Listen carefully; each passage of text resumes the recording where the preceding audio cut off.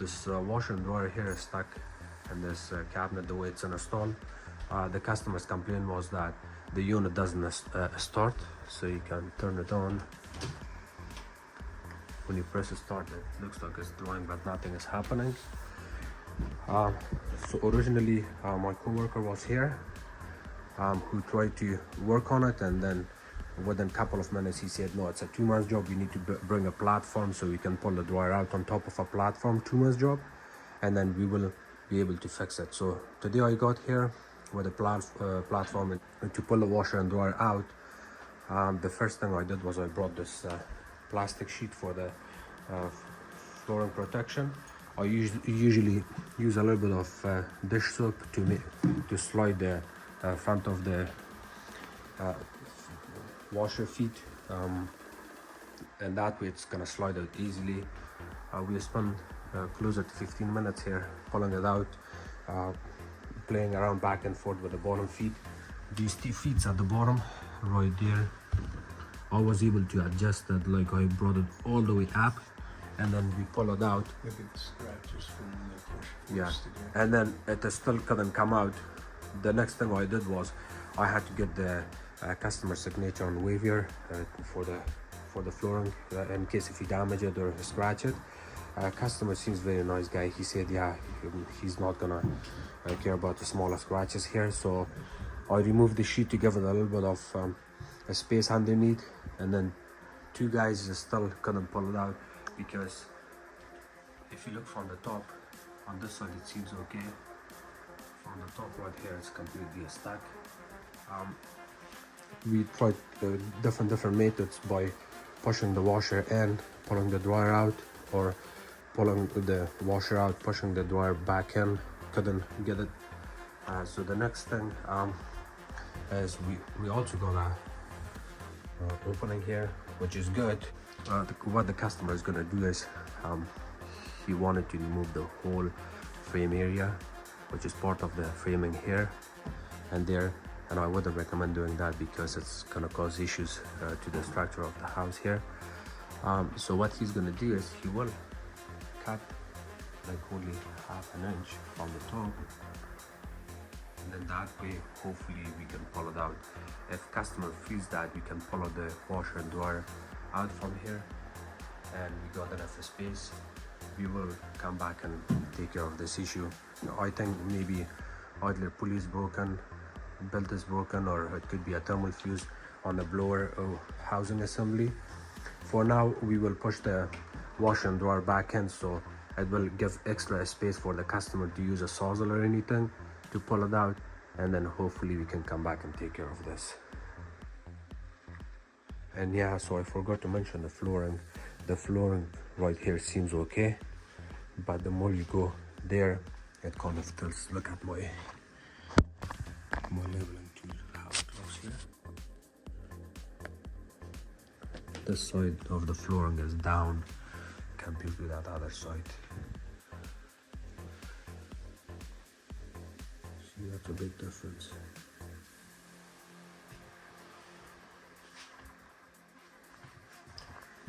So I changed my plan. I decided to go from here. Don't leave it on the floor.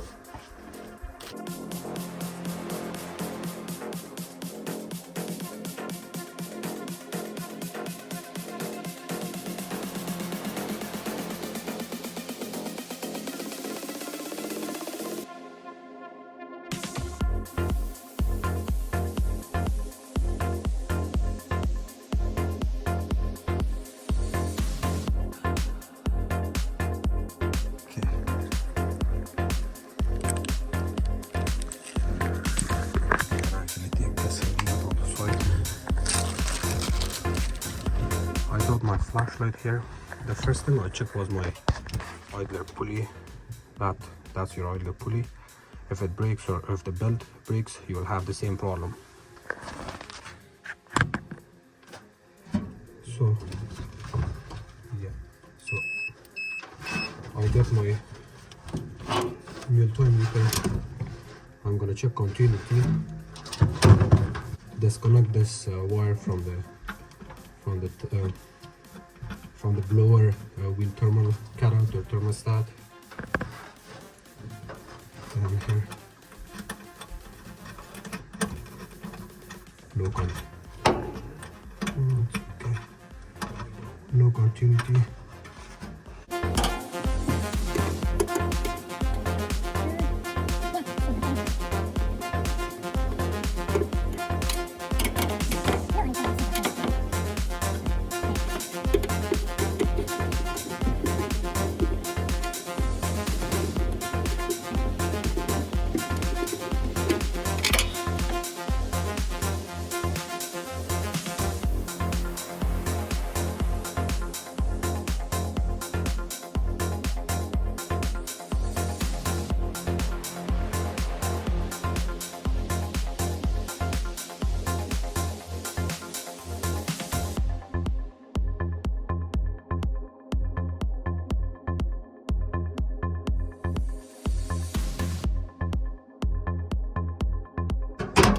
Thank you.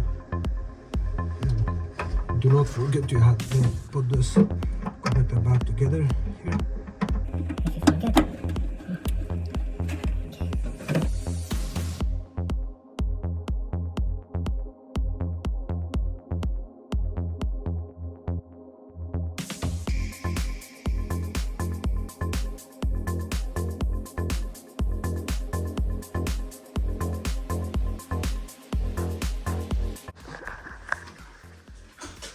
I will add a glue one here, and then so that way I can see inside. How about this one? That's not a flashlight one.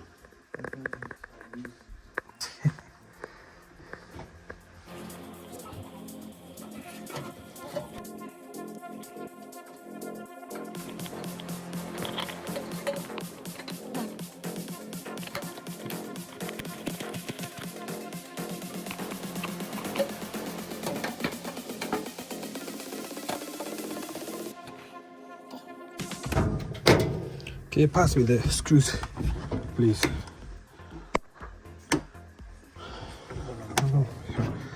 Yeah, you can put the one on the top. No, on this side. Yeah, And not there. that's okay.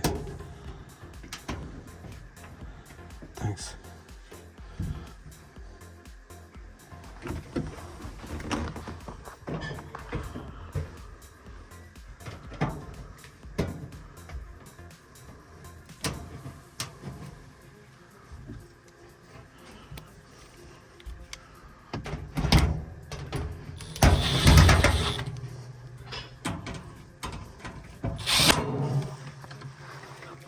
There's one screw here. Okay. Well, they're not using the water valve anyways. I can just use one from here.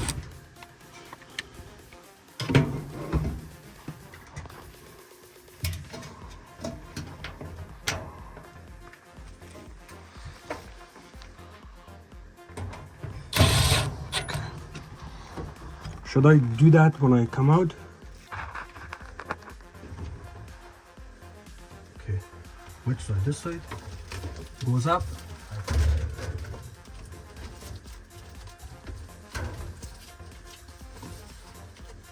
They don't have a clamp or anything hold it in place. No, zip tie is not gonna help, but I'll explain it to him that this needs to be fixed properly. Here, take this. Sorry.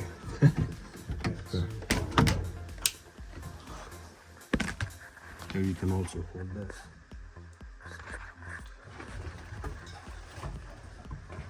Don't make faces. You're on TV.